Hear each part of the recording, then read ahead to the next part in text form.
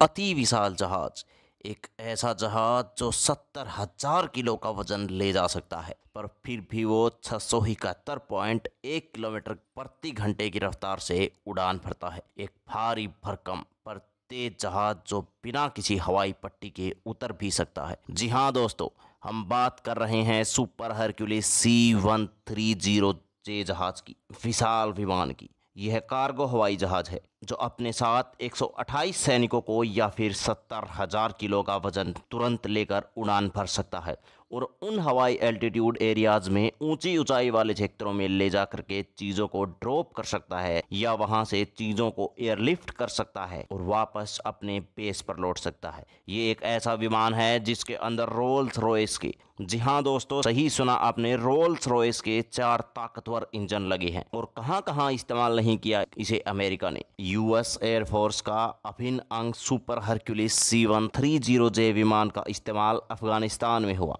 Iraq में हुआ, Libyan civil war के दौरान ऑपरेशन ओडिसी डाउन में किया गया, ऑपरेशन यूनिफाइड प्रोटेक्टर में किया गया, यहाँ तक कि यह भारत में भी इस्तेमाल हुआ है। जी हाँ दोस्तों, भारत के पास भी 12 ऐसे बड़े विशालकाय जहाज हैं जिसका इस्तेमाल भारत ने कई परिस्थितियों में किया है। इवन भारत ने इसे एक बहुत ही हाई प्रोफाइल मिशन में दौलत बेग ओल्टी नाम की एयर स्ट्रिप पर लद्दाख में उतारा है। वहां पर कोई हवाई पट्टी नहीं थी, सिर्फ समतल मैदान था। लद्दाख का वो क्षेत्र जो कि बेहद एल्टीट्यूड में है, हम सब जानते हैं तिब्बत को छत कहा जाता है दुनिया की, और उस इलाके में एक विशालकाय बाहुबली जहाज का बिना एयरपोर्ट के, बिना हवाई पट्टी के उतर जाना, बिना एयर स्ट्रिप के उतर जाना अपने आप में एक चमत्कार ही था। सन 2013 में भारत ने करामात की थी। आपको बता दें, भारत के पास ऐसे 12 C-130J हरक्यूलिस जहाज मौजूद हैं। और सबसे बड़ी खबर, जिस भारत को बार बार यह याद दिलाया जाता था कि आप इंजन तक नहीं बना सकते अपने खुद के फाइटर जेट का, आप क्या ही कुछ बनाओगे,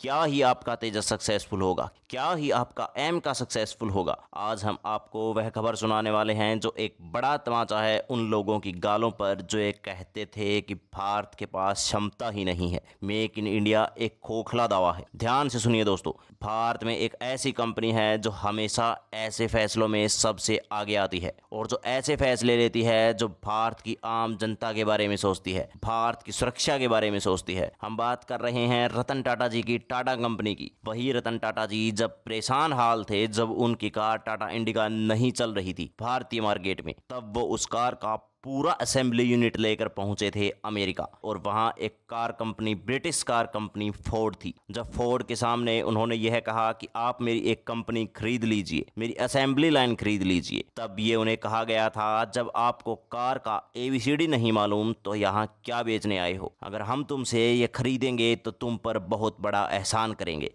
तब वहां से तुरंत लौट आए थे रतन टाटा जी और 8 साल तक मेहनत करके सक्सेसफुल किया अपनी कार कंपनी को। अब उन्हीं रतन टाटा जी की company Tata advance system limited, TSAL के नाम से, वो अब इस हरक्यूलिस जहाज, सुपर हरक्यूलिस जहाज का निर्माण भारत में करने वाली है लॉकहीड मार्टिन कंपनी के साथ। दुनिया की सबसे ज़्यादा एयरक्राफ्ट बनाने वाली कंपनी लॉकहीड मार्टिन, उसके साथ में टाटा एडवांस सिस्टम लिमिटेड का ये एक जॉइंट वेंचर हो रहा है। शुरुआत में भारत में MRO यूनिट डाली जाएगी, maintenance, repair and overhauling. Maintenance कहने का मतलब जिस तरीके से आप अपनी गाड़ियों को सर्विसिंग के लिए देते हैं, समय समय पर सारी चीज़ें चेक की जाती हैं और आपको ठीक करके भेज दी जाती हैं। दूसरा होता है रिपेयर, अगर एक्सीडेंट वगैरह हो जाए, कोई कलपुर्जा टूट जाए, उसे चेंज करने का काम रिपेयर होता है। ओवरहॉल का मतलब होता है कंप्लीट सारी चीज़ों को डिसेबल किया जाए और वापस से असेंबल किया जाए ठीक करके। ये सारा प्रोसेस भारत में होगा।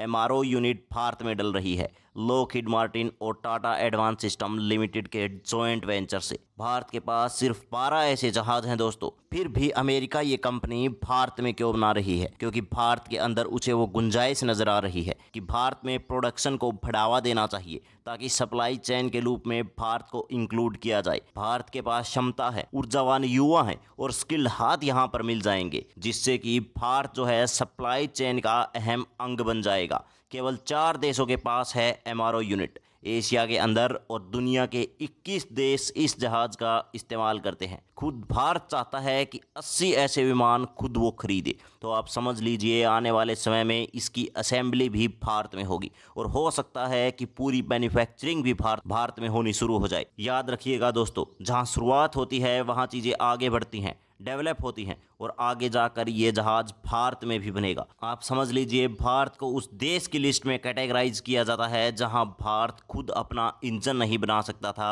आज इतने बड़े जहाज को जिसका इस्तेमाल हर प्रकार की फील्ड में होता है, चाहे एयरलिफ्ट करना हो, किसी को एयर ड्रॉप करना हो, मेडिकल इवाकेशन करना हो, स्पेशल ऑपरेशंस हो, एयर टू एयर रिफ्यूलिंग हो, हर चीज में ये काम आता है और बेहद महत्वपूर्ण है भारत को अगर अपने ट्रूप्स को तुरंत आगे भेजना है, अपने जो बड़ी मालवाहक गाड़ियां हैं उन्हें तुरंत बॉर्डर पर भेजना है, ऐसे एरियाज में भेजना है जो काफी ऊंचाई पे हैं। बॉर्डर की तरफ चाइना के साथ इनकेस कुछ प्रॉब्लम हो गई, पाकिस्तान के साथ पहाड़ी क्षेत्र में कुछ प्रॉब्लम हो गई, तो ये बहुत जबरदस्त चीज है दोस्तों कि भारत के अंदर ही इसका एमआरओ हो सके और आगे जाकर डेफिनेटली यहाँ असेंबली यूनिट खुलेगी, असेंबली के बाद मैन्युफैक्चरिंग होगी, ये सब कुछ होना शुरू हो जाएगा। तो भारत एक इंपॉर्टेंट हब बन सकता है इस सप्लाई चेन में और दुनिया भर में अब हर देश चाहता है कि उसके पास में यह विमान मौजूद हो। हर देश के पास, हर बड़े देश के पास ये मौजूद है, चाहे सऊदी अरब हो, चाहे यूएई हो, चाहे दूसरे बड़े देश हो, यूरोपियन कंट्रीज हो, जापान हो, उन सब के पास ये मौजूद है। भारत में अगर ये फैसिलिटी रहेगी तो भारत की इस फैसिलिटी का इस्तेमाल ये सारे नेशंस कर पाएंगे।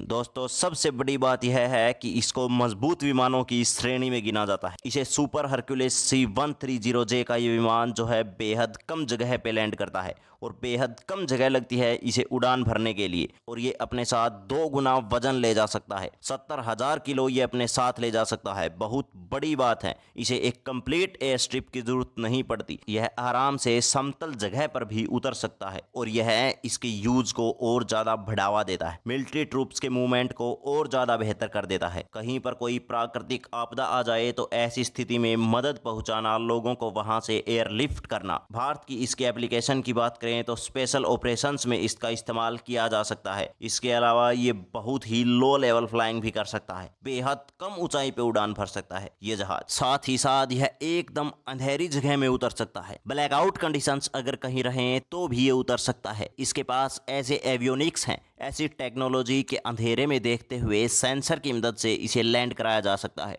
और यह भारत की स्पेशल फोर्सेज के लिए एक बहुत ही महत्वपूर्ण चीज है। यह खतरनाक से खतरनाक टेंस में इलाकों में ये जवानों को पहुंचा सकता है, माउंटेन्स हो, जंगल्स हो, कहीं भी पहुंचा सकता है। डिजास्टर रेस्पॉन्स की बात करें, ह्यूमैनिटेरियन एड की बात करें, लोगों को मदद पहुंचाने की बात करें तो यह रैपिड रिलीफ में बहुत काम आता है। अगर कोई बड़ा डिजास्टर हो जाए, नेपाल अर्थक्वेक में इसका काफी ज्यादा इस्तेमाल किया गया था। तो दोस्तों कैसी लगी आपको ये खबर? जितना हो सके वीडियो को शेयर करें। अगर आपको वीडियो पसंद आया तो इस चैनल को सब्सक्राइब करना बिल्कुल ना भूलें। धन्यवाद।